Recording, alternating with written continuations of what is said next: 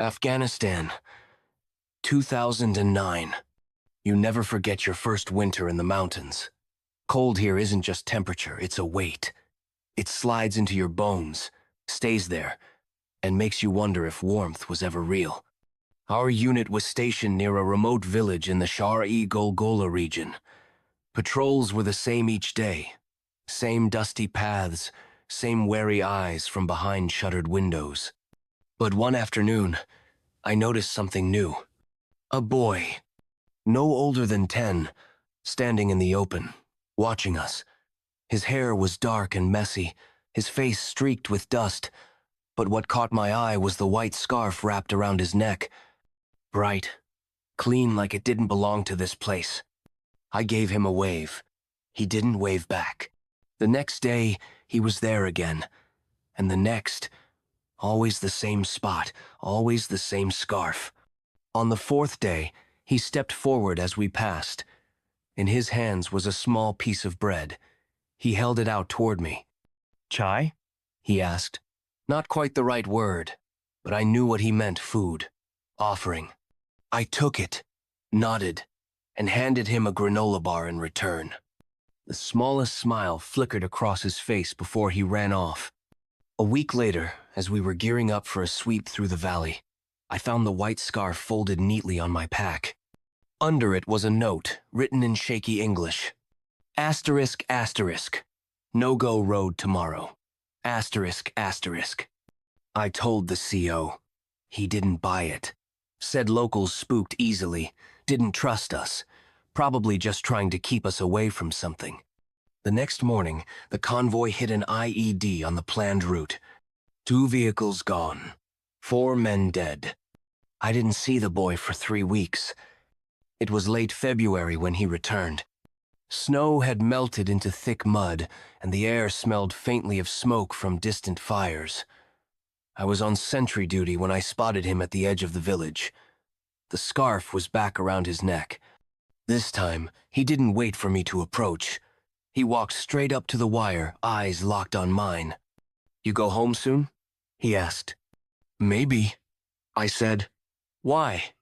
He didn't answer, just pulled something from his pocket, a crumpled photograph. It showed a man, mid-30s, wearing the same white scarf.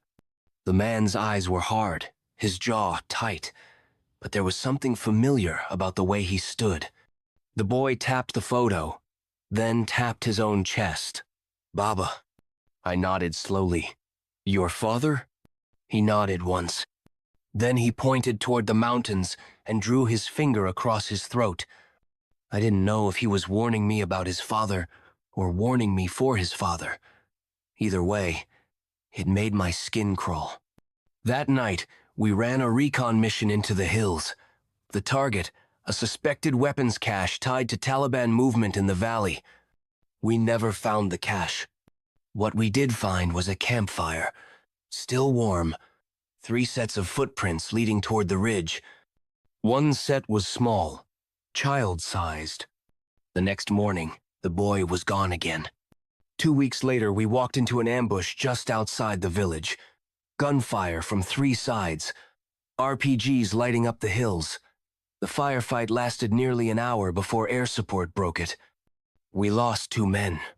When it was over, I found something in the dirt near our position. A white scarf. I left Afghanistan in March. Carried that scarf home in my duffel. I didn't know why. Maybe I thought I'd figure it out someday. Years later, I did. In 2017, I got a package in the mail. No return address.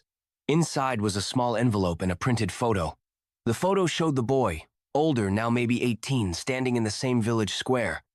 His face was thinner, harder, and in his hand, the same white scarf. The envelope held a single sheet of paper. It read, "You saved me once. I saved you twice. But the third time, I did not." I read it over and over, my mind running back through every patrol, every glance, every warning. The bread, the note, the photograph, the ambush, the scarf.